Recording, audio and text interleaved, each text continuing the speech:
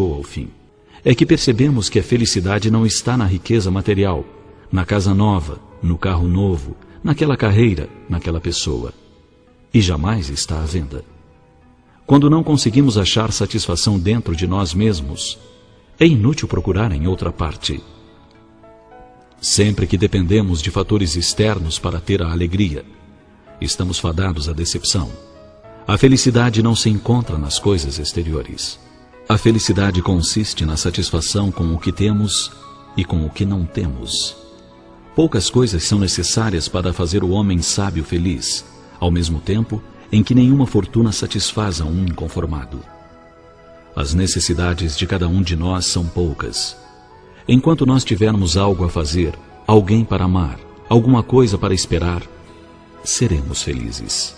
Tenhamos certeza, a única fonte de felicidade está dentro de nós e deve ser repartida. Repartir nossas alegrias é como espalhar perfumes sobre os outros. Sempre algumas gotas acabam caindo sobre nós mesmos.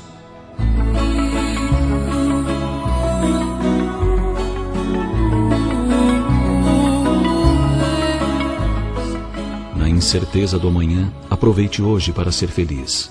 Se chover, seja feliz com a chuva que molha os campos, varre as ruas e limpa a atmosfera. Se fizer sol, aproveite o calor.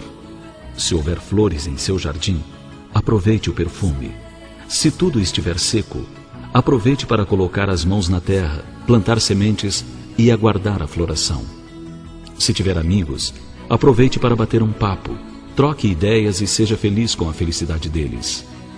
Se não tiver amigos, aproveite para conquistar ao menos um. Aproveite o dia de hoje para ser feliz. Enquanto o mundo te empurra para reagir, explodir, se vitimizar, os grandes sabem. O verdadeiro poder está em escolher o próprio pensamento.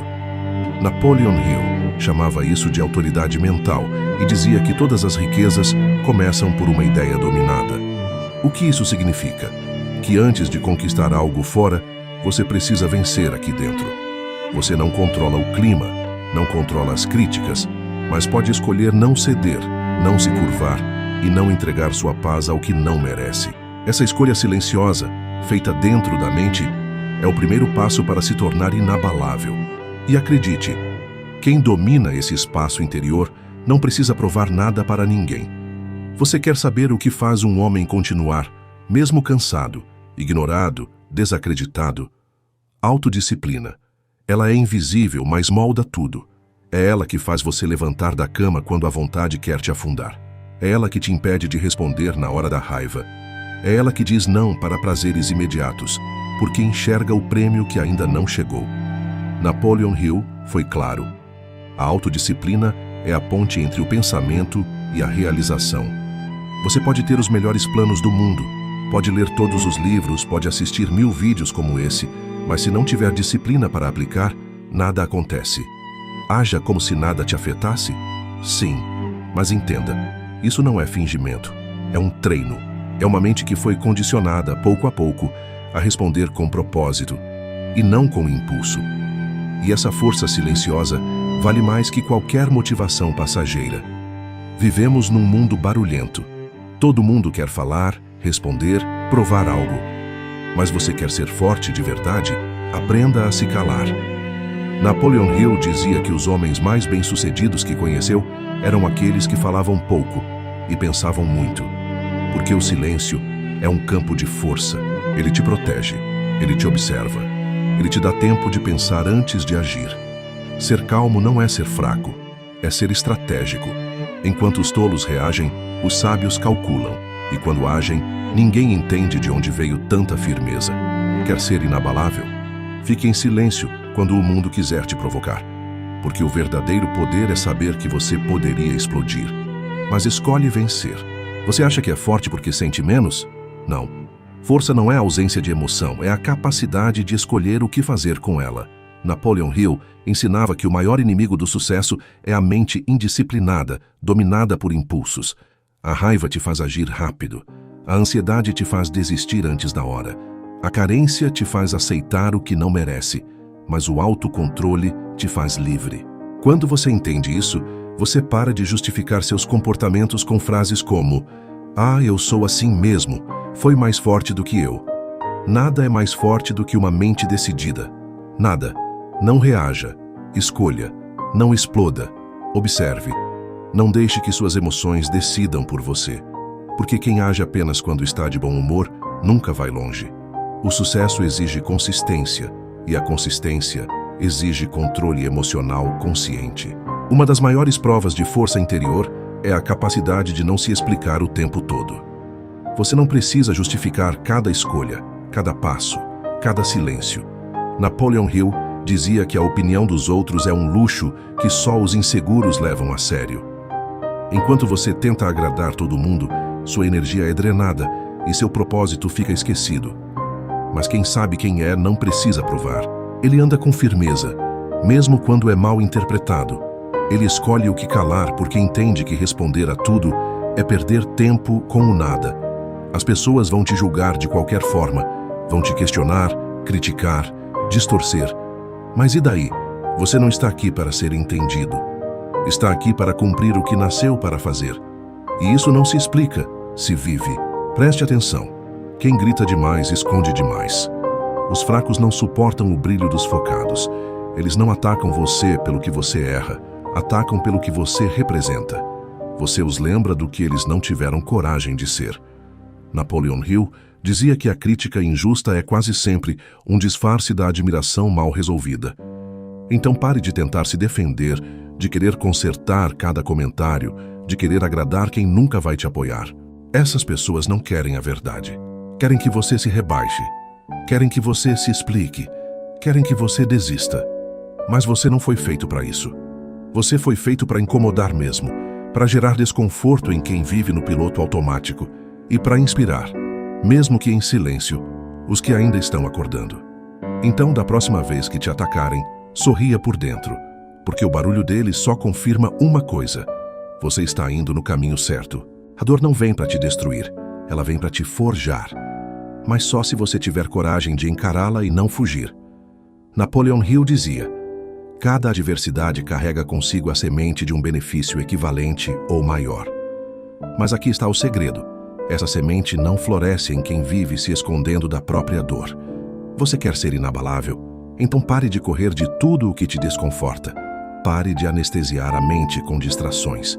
Pare de evitar o silêncio, porque é nele que a verdade aparece. A dor que você evita hoje vai voltar amanhã, mais forte. Mas a dor que você encara com firmeza te transforma em alguém que nenhum fracasso consegue quebrar. Não peça para a vida ser mais leve. Peça para ser mais forte, porque a dor é inevitável. Mas o sofrimento é a escolha de quem se recusa a evoluir. O mundo vê o que você mostra, mas a vida te recompensa pelo que você faz quando ninguém está olhando. É fácil parecer forte no Instagram. É fácil falar bonito nos vídeos. Difícil é manter o foco quando não tem aplauso. Difícil é levantar cedo sem ninguém te cobrar. Difícil é continuar firme quando ninguém reconhece o seu esforço. Mas é aí que se constrói um império. Napoleon Hill chamava isso de caráter invisível, a força que só aparece nos bastidores, a disciplina que ninguém vê, mas que transforma tudo. Enquanto os fracos vivem de imagem, os fortes vivem de prática. Eles treinam em silêncio, estudam quando todos dormem, persistem mesmo sem garantias, porque eles sabem. O que você pratica no escuro é o que brilha quando chega a sua hora. E essa hora sempre chega, mas só para quem estava preparado. Sabe qual é a diferença entre os que vencem e os que desistem? Não é talento, não é sorte, é persistência. Napoleon Hill escreveu: o ponto de virada de quase todos os homens que alcançaram grande sucesso veio no momento em que tudo parecia perdido. A maioria, para cedo demais, desiste no primeiro obstáculo, ou no segundo, ou no 10º. Mas os que vencem são aqueles que continuam mesmo quando já não parece fazer sentido. Porque eles entendem uma lei silenciosa da vida. Milagres não acontecem para quem tenta, acontecem para quem não para. Você pode não ver resultado agora, pode parecer que nada está mudando. Mas se você continuar, algo lá na frente vai se abrir. Não por mágica, mas porque a vida se curva diante de quem insiste com fé, disciplina e um fogo interno que ninguém pode apagar. Pare de querer que todo mundo te entenda Você não precisa ser compreendido, você precisa ser respeitado. E o respeito não nasce da explicação, nasce da postura. Napoleon Hill dizia: o homem que realmente sabe o que quer não precisa se justificar, ele apenas segue. As pessoas só compreendem o que está dentro do alcance delas, mas você não está aqui para caber no entendimento dos outros, está aqui para construir o seu próprio caminho, mesmo que ninguém aplauda no início. Você quer respeito? Então pare de se curvar, pare de implorar por validação, pare de se diminuir para caber em lugares pequenos. Fale menos, ande mais firme e deixe que o resultado fale por você. Porque no fim, quem age como se nada o afetasse, assusta, silencia e inspira, tudo ao mesmo tempo. Eles dizem que você está frio, que você mudou, que já não é mais o mesmo. Mas o que eles não sabem é que essa frieza que tanto criticam é a armadura que você construiu depois de ser ferido demais. Napoleon Hill ensinava que os grandes líderes são aqueles que aprendem a dominar o próprio coração sem deixar de ter alma. Você não ficou frio, você ficou mais seletivo. Você parou de implorar por amor. Parou de aceitar migalhas emocionais. Você se curou. E quem se cura, aprende a guardar silêncio, a se afastar sem fazer escândalo, a proteger sua paz como algo sagrado. O mundo chama isso de frieza. Mas você sabe, isso é maturidade, isso é amor próprio, isso é sobrevivência. Porque quem já chorou sozinho demais, aprendeu a não se deixar abalar por qualquer tempestade. Acha mesmo que vai ser fácil?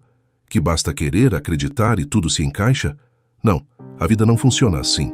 Napoleon Hill escreveu: a vida testa a determinação de todos os homens antes de confiar a eles grandes responsabilidades. Você será ignorado, será rejeitado, vai trabalhar em silêncio enquanto ninguém acredita em você e talvez você pense em desistir. Mas escute com atenção. Isso não é o fim, é o teste. A vida quer saber se você está pronto, se sua vontade é verdadeira, se você segue em frente mesmo quando tudo diz, volte.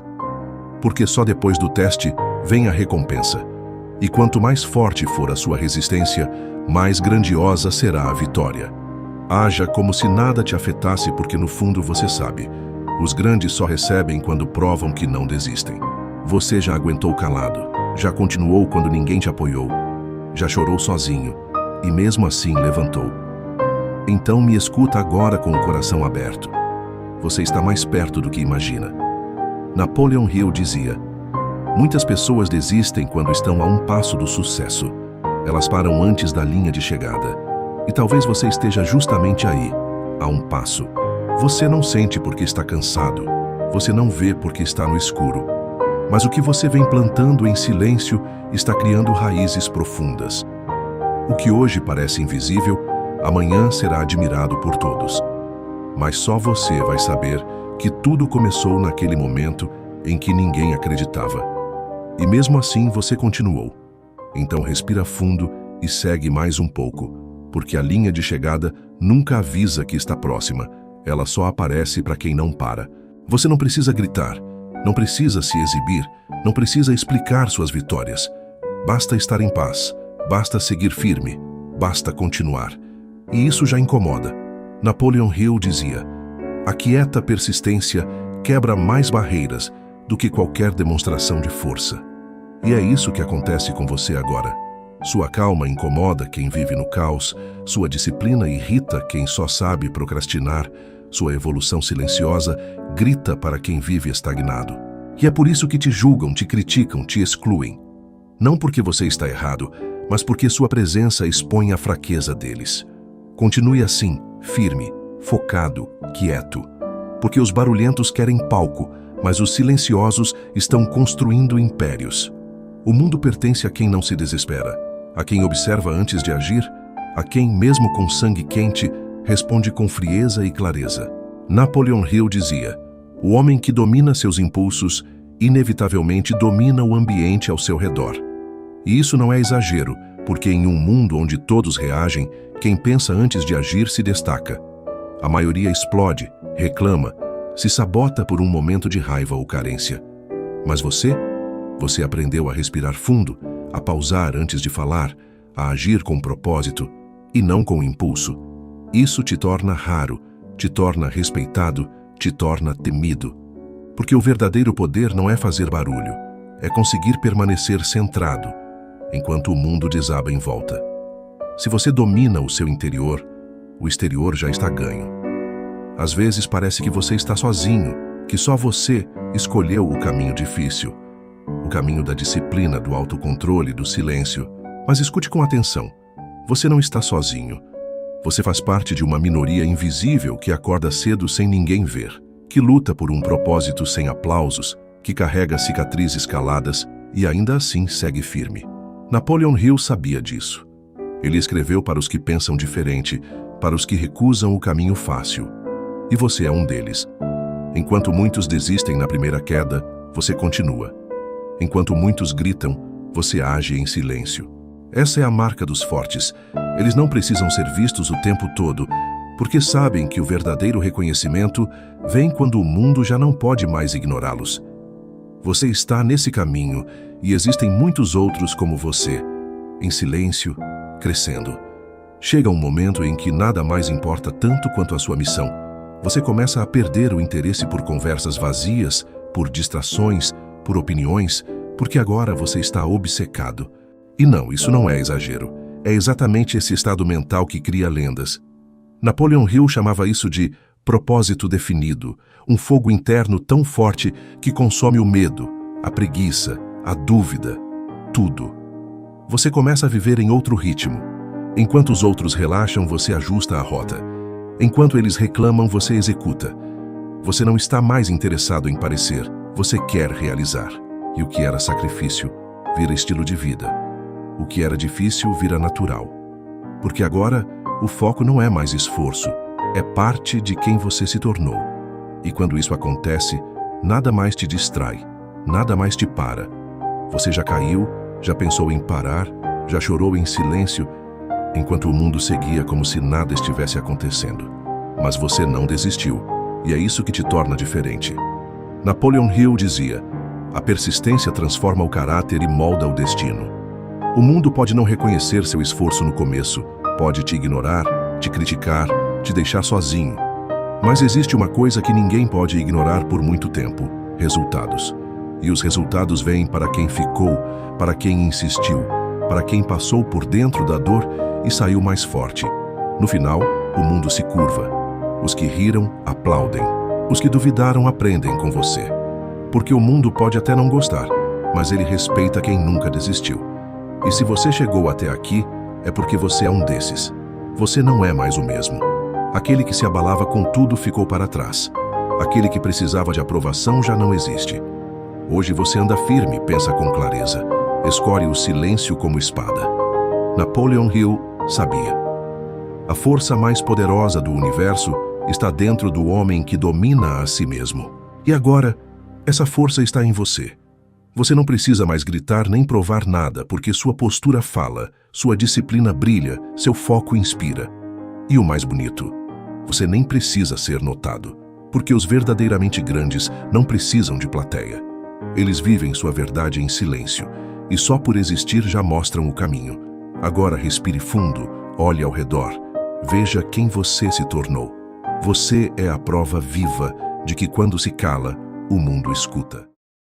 No ar, Jefferson Lima na TV.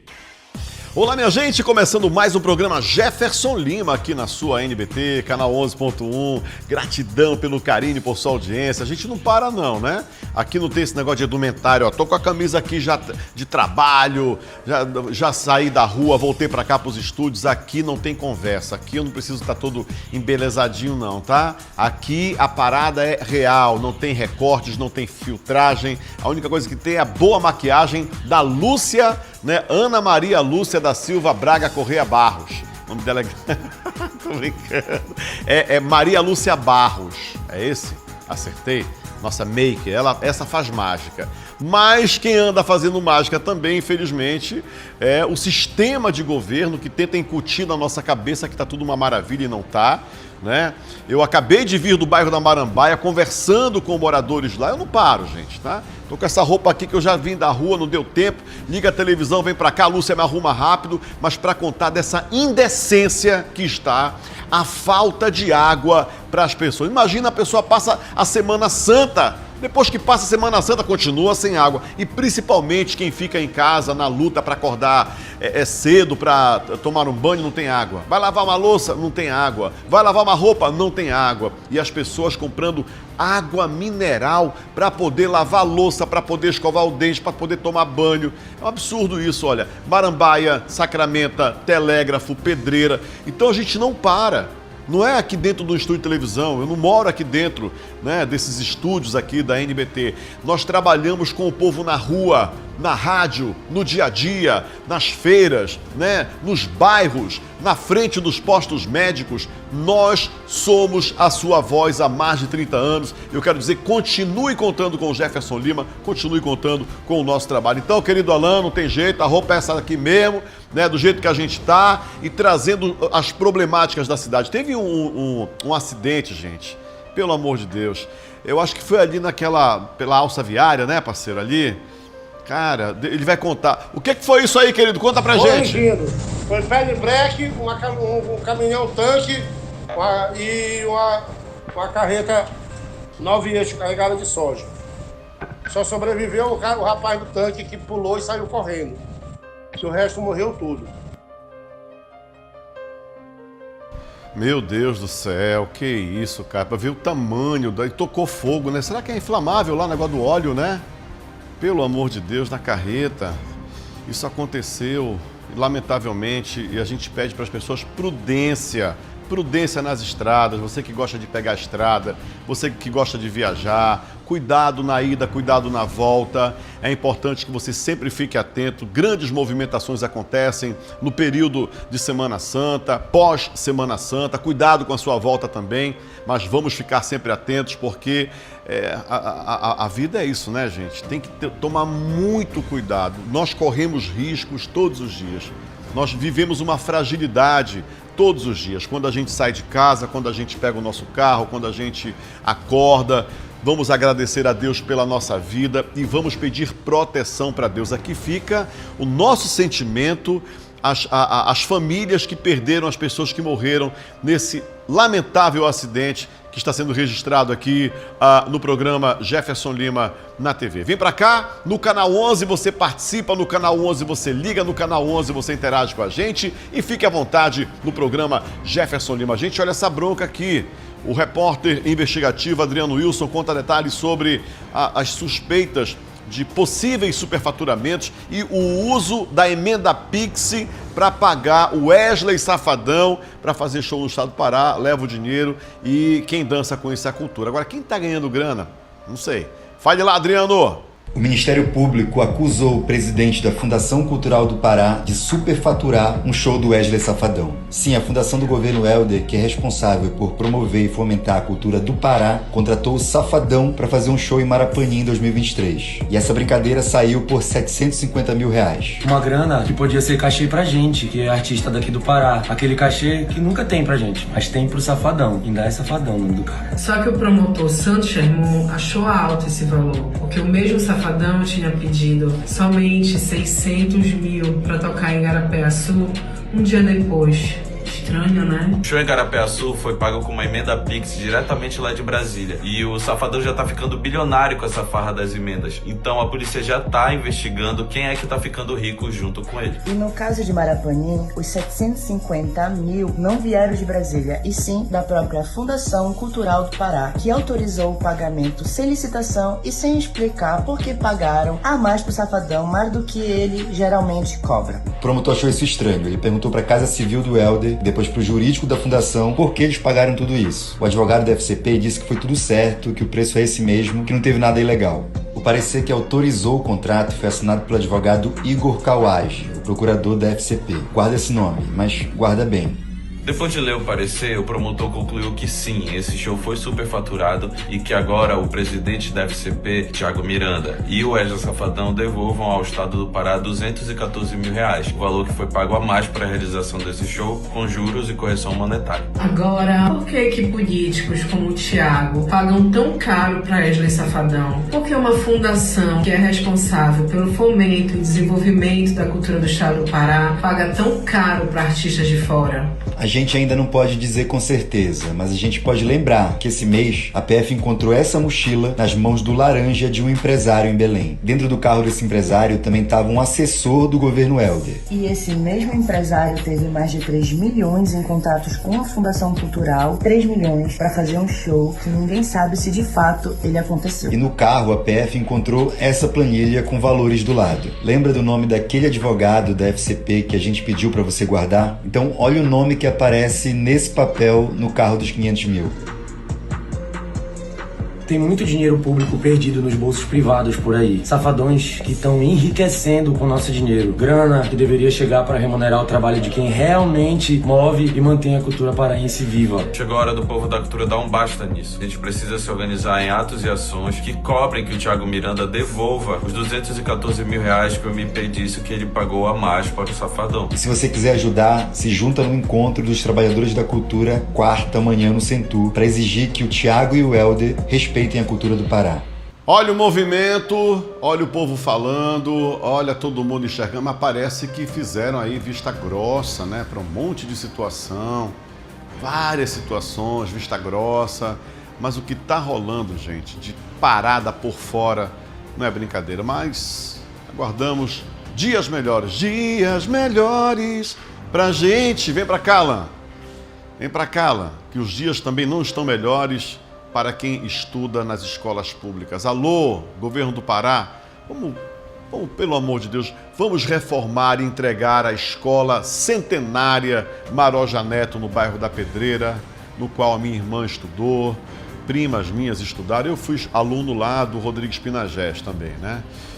Justo Sherman abandonado. E quando existem as escolas também, não tem água, banheiro fétido, né? Não tem limpeza. Onde é que está esse pessoal, rapaz, da SEDUC, hein? E essa manifestação não foi muito longe, não, mas persiste ainda a grande problemática de quem estuda no Deodoro de Mendonça, no Ulisses Guimarães. Aliás, bota as imagens aí, Alan, tem imagens de protesto dos alunos que tiveram semana passada por lá, na frente da escola, manifestando, gritando, né? Fazendo onda, porque não tem água no bebedouro, não tem água para beber, não tem água nas torneiras, né? O banheiro fica uma podridão, Lúcia, porque quem vai usar a primeira vez vai apertar, não tem água na descarga, quem já vai depois não aguenta mais a podridão, né? E é normal, a urina vai fedendo. E quem faz outras coisas também, número 12, imagina, né? Quando vai apertar não sai nada lá. Então é um absurdo, as pessoas não suportam, olha o cheiro, o odor do banheiro. Eu acho que do Deodoro de Mendonça, que estão reclamando, e vai exalando as salas de aula. É um absurdo, um espaço de educação acontecer esse tipo de manobra. E olha que são escolas que ficam no centro da cidade, hein? No centro da cidade. Muito triste, lamentável, parabéns aos alunos aguerridos. Nós precisamos de uma geração também que possa contestar e que possa lutar, porque na verdade tudo isso que está acontecendo aí não é favor nenhum do governo em dar, é obrigação, porque nós pagamos os impostos e esses impostos precisam ser muito bem investidos na ciência, na tecnologia, na saúde, no saneamento e principalmente na educação, que na verdade é a grande força motora para que se possa ter lá na frente profissionais, médicos, engenheiros, engenheiras, enfim, né? Como é que a gente pode falar de educação, vislumbrar uma vida mais decente, digna, se dentro do âmbito escolar, que a escola pública não se dá dignidade a esses alunos? Vem pra cá, querido Alain, essa é a sua NBT, canal 11.1, sou Jefferson Lima, seu amigo, e lembrando a todos, hein? Estou como pré-candidato a deputado estadual e agradeço demais o apoio, a força e o carinho de todos. O nosso zap está aqui, seja sempre um parceiro nosso no 982 50 29 54. Fala, Alain, o que é que tem, meu filho? Manda rápido aqui para eu ver. O que é isso aqui? Fala, amigo! Falo aí da comunidade Nova Jerusalém, mas eu quero aqui avisar para vocês que estão no outro grupo para poder divulgar isso aqui, ó. Eles estão querendo fechar aqui o projeto. Acabei de descobrir que o projeto é colocar uma mureta do começo da alça viária até na entrada da Liberdade, ó. Já estão cavando aqui, ó, para fazer isso aqui de noite. Aí não vai ter como ninguém atravessar pro Pato Macho, ó. Vai acabar essa travessia, o projeto é esse. E se a gente, eu tô aqui no meio, ó. E se a gente não fizer a manifestação, não se juntar aqui, o povo não se juntar, eles vão fechar. E não vai ter como ninguém atravessar aqui, ó. Olha a loucura que tá isso aqui, ó. Não vai ter como ninguém fazer essa travessia pra cá, ó. Ninguém mesmo, a gente tem que parar isso aqui agora, essa obra aqui. O governador disse que vai vir fazer a entrega do Hospital Anita Gerosa, e a gente tem que parar. Para vocês colocarem aí no grupo principal e bora chamar a população para vir fazer isso aqui, ó. E vão fechar isso aqui. Se não for a gente fazer isso aqui... Olha, lamentável isso, hein? Lamentável. Esse é Marituba, tá fazendo na marra. Aliás, a prefeita já até desistiu de ser candidata lá. A Voz do Povo sempre valendo no 982 50 29 54. Eu sou Jefferson Lima. O que temos mais aí, querido Alan? Tá chegando muita coisa. O seu vídeo também é importante, viu? Vai mandando aí pro Jefferson Lima. O seu amigo há mais de 30 anos defendendo você. 982 50 29 54. Alô, minha comunidade, o que é isso aí? Me conta! Avenida Bernardo Saião, Avenida do Desprezo. O governo pegou a Avenida Bernardo Saião e a gente vive assim. Aqui tem que ter ciclofaixa, ciclovia, parada de ônibus. Quando a gente vive assim aqui, olha. O governo pegou a prefeitura e a gente vive assim aqui, olha. Avenida Bernardo Saião, Avenida Bernardo Saião do Desprezo, assim que a gente vive aqui, olha. Aqui a gente tem que ter ciclofaixa, ciclovia, parada de ônibus. Quando a gente vive assim aqui, olha. Desprezado. Muito obrigado à comunidade. E aí, olha só, gente, e é Jurunas, e é Guamá, e é Bairro da Condor, e é a Pratinha, e é o Tapanã, e é o povo do Outeiro Sem Água. E você também pode botar o bocão, porque nós somos a sua voz. Jefferson Lima é a voz do povo do Pará. E bora pra cima que a gente tá junto de mãos dadas. Eu confio em você e você confia em mim também. 982 50 29 54. Vem pra cá. Tudo isso acontece nesse programa com muito amor, com muita honra, com muito carinho, pra você que aposta na gente. A gente falou agora em estado do Pará, vamos aproveitar esse momento e trazer um pouquinho a história, né, do lugar onde nós vivemos. Quem lutou, quem foi aguerrido, quem sofreu por este território, como é que foi para existir o estado do Pará. Uma história bem contada e elaborada pela nossa produção aqui do Jefferson Lima no Canal 11. Acompanha! O Pará é um estado brasileiro localizado na região norte do país, sendo banhado pelo Oceano Atlântico e fazendo fronteira com a Guiana, o Suriname e o estado do Amapá ao norte, com os estados do Maranhão e Tocantins a leste, com o Mato Grosso ao sul, com o Amazonas a oeste e Roraima a noroeste. Com uma área de aproximadamente 1.245.871 km², o Pará é o segundo maior estado brasileiro e a 13ª maior subdivisão de países do mundo, tendo seu território comparado ao de Angola, que é o 22º maior país do mundo. E com uma população estimada em cerca de 8.780.000 habitantes, o Pará é o estado mais populoso da região norte e o 9º estado mais populoso do Brasil. Nesse vídeo, vamos conhecer um pouco da história desse gigante estado brasileiro, que é onde está localizada a cidade de Altamira, a maior cidade do Brasil e que foi a maior do mundo até 2009, ocupando hoje a 3ª posição. Acredita-se que o atual território paraense começou a ser povoado por volta de 9.200 a.C., de acordo com os restos alimentares encontrados na Caverna da Pedra Pintada, na atual cidade de Monte Alegre, localizada no oeste do estado. Alguns registros arqueológicos comprovam a presença humana nas regiões de Santarém e no arquipélago de Marajó desde 3000 a.C.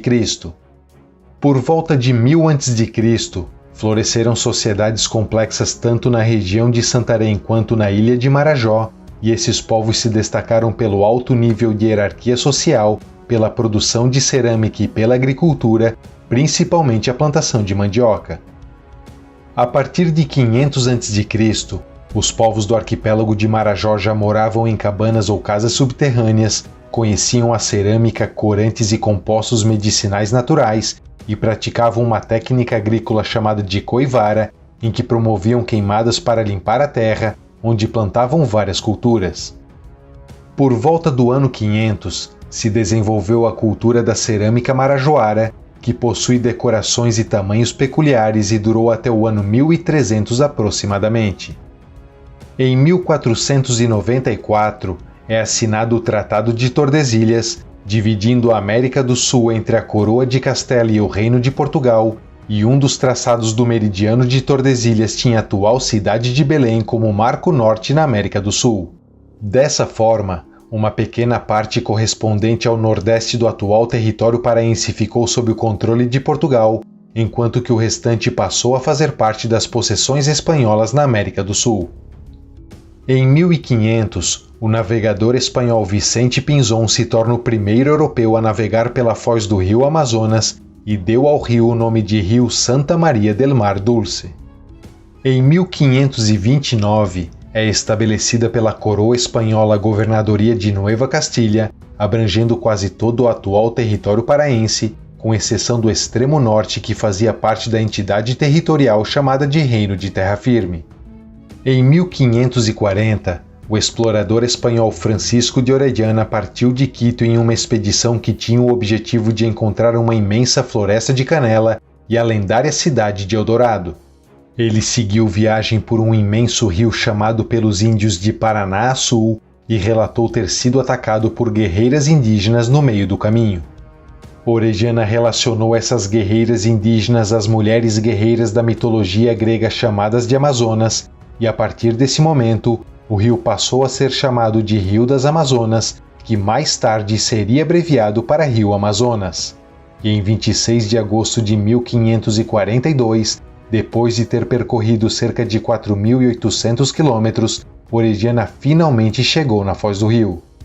Nesse ano, é criado pelo rei Carlos I da Espanha a partir de um decreto real o vice-reino do Peru, ao qual a governadoria de Nueva Castilha passa a fazer parte e que a partir de 1550 incorpora também o Reino de Terra Firme e, consequentemente, todo o atual território do Pará.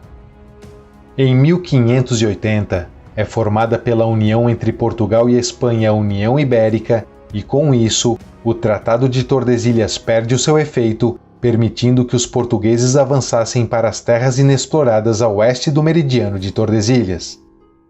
Em 1596, os ingleses e os holandeses tentaram explorar o rio Amazonas e instalaram algumas feitorias na foz do rio, com o objetivo de extrair madeira e especiarias como cravo, urucum e guaraná. Em 1612, os franceses também chegam próximos da região ao estabelecer a França Equinocial na costa do Maranhão e que logo se estendeu para o norte do atual estado do Pará, onde é estabelecido um posto colonial em uma área povoada pelos índios Camutá e que mais tarde daria origem à atual cidade de Cametá. Mas já em 1615, os franceses são expulsos por tropas luso-espanholas lideradas pelo fidalgo português Alexandre de Moura e em 12 de janeiro de 1616, com o objetivo de estabelecer a soberania portuguesa sobre a foz do rio Amazonas e proteger a região das incursões dos ingleses e dos holandeses, é fundado pelo capitão-mor Francisco Caldeira Castelo Branco, a partir de um território tupinambá, um povoamento chamado de Feliz Lusitânia, onde é construído o Forte do Presépio e a Capela de Nossa Senhora de Belém, e é estabelecida a região denominada como Conquista do Pará. Em 1617, os índios tupinambá da região do Paraí e do Maranhão iniciaram uma série de levantes indígenas contra os portugueses devido ao abuso na exploração da mão de obra indígena e que em 1618 resultou no Levante Tupinambá, também chamado de Revolta dos Tupinambás, sob a liderança do cacique Cabelo de Velha. Em 1619 os Tupinambás cercaram o Forte do Presépio e nesse conflito o Cabelo de Velha acabou sendo cruelmente morto pelos portugueses. Com a morte do seu líder, os Tupinambás acabaram se unindo aos portugueses na defesa do território contra os outros invasores europeus. Em 1621, o capitão Mor Bento Maciel Parente reforça o forte do presépio e rebatiza ele para Forte Castelo do Senhor Santo Cristo. A região é transformada na capitania do Grão-Pará e as entradas de Bento Maciel Parente e de Francisco de Azevedo expandem o seu território. Ainda nesse ano, é criado o Estado do Maranhão, abrangendo as capitanias do Grão-Pará, do Maranhão e do Ceará, tendo a cidade de São Luís como capital, e o povoamento de Feliz Lusitânia é elevado à categoria de cidade com o nome de Nossa Senhora de Belém do Grão-Pará, ou Santa Maria de Belém do Pará, a atual cidade de Belém. Em 1637, a entrada comandada pelo militar português Pedro Teixeira sobe o rio Amazonas chegando até o atual Peru, estendendo consideravelmente os domínios da capitania do Grão-Pará. E em 1654, o Estado do Maranhão é renomeado para Estado do Maranhão e Grão-Pará. Em 1751, a capital do estado é transferida para Belém, que se torna a primeira capital da Amazônia, e o estado passa a se chamar Estado do Grão-Pará e Maranhão. E em 1755, a capitania do Grão-Pará é dividida, dando origem à capitania de São José do Rio Negro.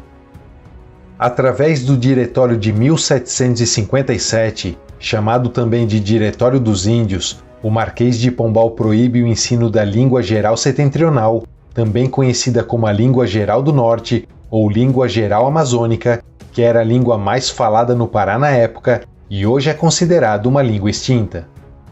Em 1772, o estado do Grão-Pará e Maranhão é extinto e no seu lugar são criados o estado do Grão-Pará e Rio Negro e o estado do Maranhão e Piauí. Na década de 1780, começaram a ser criadas na capitania do Grão-Pará pequenas indústrias de tecidos de algodão, além de cerâmicas e manteiga de tartaruga, e plantações de diversas culturas como tabaco, milho, cacau, arroz, algodão e cana-de-açúcar. Em 1821, as capitanias de São José do Rio Negro e do Grão-Pará são unidas, dando origem à província do Grão-Pará. Em 1º de abril de 1822, é fundado na cidade de Belém o jornal O Paraense, o primeiro jornal editado e publicado na província do Grão-Pará. Nesse ano, é proclamada a independência do Brasil e o Grão-Pará entra em um período de incerteza, sem saber se permaneceria unida a Portugal, se uniria ao Brasil ou se tornaria um país independente. Nessa época, eclodiram vários levantes das tropas fiéis a Portugal conhecidos como Guerras da Independência, onde a província do Grão-Pará também esteve envolvida. Mas em agosto de 1823, o Grão-Pará é finalmente integrado ao Império do Brasil, sendo a última província a aderir ao Brasil independente. Em 6 de janeiro de 1835, o quartel e o palácio do governo de Belém é tomado por índios tapuias, cabanos e pessoas pobres que viviam amontoados em cabanas de barro na beira dos rios, dando início à revolta conhecida como cabanagem. Essa revolta foi motivada pela extrema pobreza, fome e doenças que afetavam a população local além do isolamento político, e também contra a forte influência portuguesa na região. Os rebeldes lutaram até 23 de agosto de 1840, quando foram totalmente exterminados. Em 5 de setembro de 1850, através da Lei Imperial nº 852, o território da antiga capitania de São José do Rio Negro se torna uma província autônoma chamada de Província do Amazonas, se separando definitivamente da província do Grão-Pará, que se torna a província do Pará. Até 1880, o Pará tinha uma economia sem muita relevância para o país, mas nessa época tem início o ciclo da borracha e muitos imigrantes chegaram no Pará para realizar a extração do látex nos latifúndios pertencentes à elite de Belém, que durante quase 40 anos foi a residência dos chamados Barões da Borracha. Isso fez com que o político Antônio Lemos, prefeito de Belém na época, realizasse uma reforma urbana invejável na cidade, construindo praticamente uma réplica da cidade de Paris. Em 1889, com a proclamação da República Federativa do Brasil, a província do Pará se torna o Estado do Pará e o advogado e jornalista Justo Sherman se torna o primeiro governador do estado. Em 1890, um fazendeiro chamado Vicente Sherman de Miranda importa os primeiros búfalos para a ilha de Marajó, que ofereceu as condições ideais para que os animais pudessem viver e se reproduzir, e fez com que o estado do Pará contasse hoje com o maior rebanho de búfalos do Brasil. Em 1907, o Forte do Castelo passa a ser administrado por uma empresa inglesa chamada de Port of Pará, com autorização do governo do Pará. Na década de 1910, o ciclo da borracha chega ao fim e o agora estado do Pará volta à pobreza, se tornando apenas um mero fornecedor de matérias-primas para o sudeste brasileiro. Em 23 de julho de 1924, ocorre um movimento tenentista no estado do Amazonas chamado de Comuna de Manaus, com o objetivo de demonstrar o abuso de poder por parte dos oligarcas que estavam no controle do governo. Os rebeldes assumiram o poder em Manaus em 24 de julho e logo estenderam a rebelião para a cidade de Óbidos, no Pará, tendo como alvo a cidade de Belém, onde as guarnições pretendiam se unir.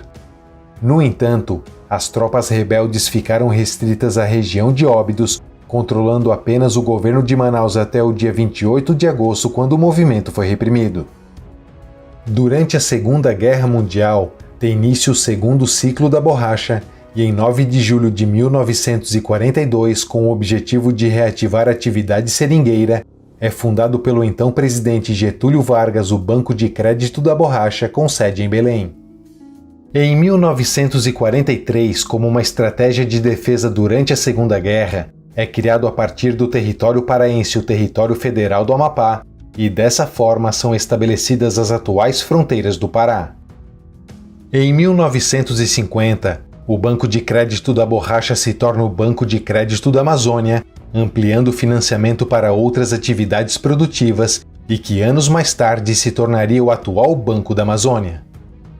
Por volta de 1960, paralelamente à construção de Brasília, o presidente Juscelino Kubitschek construiu rodovias radiais ligando várias regiões do país à nova capital, sendo a rodovia Belém-Brasília uma delas. Isso mudou a temática dos transportes no Pará, que era quase que completamente fluvial para um sistema rodoviário, facilitando o escoamento de produtos e pessoas para o Distrito Federal e o resto do país. Durante os governos militares a partir de 1964, foi realizada a exploração de minérios no sudeste do Pará, que foi responsável pela descoberta de gigantes reservas minerais, principalmente de ferro na Serra dos Carajás, uma das maiores do mundo. Em 1979, algumas pepitas de ouro foram encontradas por um vaqueiro da fazenda de Três Barras, de propriedade de Genésio Ferreira da Silva, no distrito de Serra Pelada, na cidade de Curionópolis, e por algumas semanas, alguns garimpeiros se revezaram na extração, conseguindo coletar uma quantidade significativa de ouro. Em janeiro de 1980, um comprador de ouro espalhou a notícia e, em março, o número de garimpeiros no local já chegava a 5.000. Já no final do primeiro semestre desse ano, o garimpo de Serra Pelada já contava com cerca de 30.000 garimpeiros e havia se tornado o maior garimpo a céu aberto do mundo. Em 22 de novembro de 1984, é inaugurada no município de Tucuruí a usina hidrelétrica de Tucuruí, a segunda maior usina hidrelétrica 100% brasileira em potência instalada. Em 2001, o Forte do Presépio volta a pertencer ao governo do Pará e atualmente abriga um museu. Em 2011, o plenário da Câmara dos Deputados autoriza a realização de um plebiscito para decidir a criação dos estados de Carajás e Tapajós a partir do estado do Pará, mas a criação dos novos estados foi rejeitada por 66,6% dos eleitores. Em 2018, Hélder Barbalho é eleito governador e assume o cargo em 2019. Em 2022, ele é reeleito para um segundo mandato, sendo o atual governador do Pará. Atualmente, o Pará tem o 10º maior PIB do Brasil, com uma economia baseada principalmente na exploração mineral, e tanto a mineração quanto a agropecuária estão concentradas no sudeste do estado, e a indústria estadual ainda fraca é baseada na siderurgia para exportação. O estado também possui uma das maiores capacidades de geração de energia hidrelétrica do Brasil. O PIB per capita do estado é de aproximadamente R$ 24.900, sendo o 16º maior do país. O Pará é bastante conhecido pelas suas manifestações populares. A cidade de Belém recebe devotos de todo o Brasil na procissão do Círio de Nazaré, em homenagem a Nossa Senhora de Nazaré. As manifestações culturais são bem diversificadas e várias festas populares como a Festa do Sairé, a Marujada e o Bumba Meu Boi demonstram uma mistura de ritmos e raças convivendo harmoniosamente. A expectativa de vida no Pará é de 73 anos, sendo a 23ª maior do Brasil. O estado possui a 8ª maior taxa de mortalidade infantil com 16,3% e é o 16º estado com a maior taxa de alfabetização com 91,6%. O IDH do Pará é de 0,698, o que é considerado médio, sendo o 24º maior do Brasil e equivalente ao IDH das Filipinas. E essa é a história do Pará, esse estado brasileiro conhecido como a terra do açaí e com uma cultura marcada pela influência indígena e religiosa. Olha que história maravilhosa, hein? Graças a Deus, esse é o nosso Pará, que eu luto, que eu vou pra cima e se Deus quiser, com a força do povo, nós teremos lá na frente mais uma grande missão em ser seu representante. Mas lá na frente a gente conversa sobre isso. Beijo, obrigado minha gente!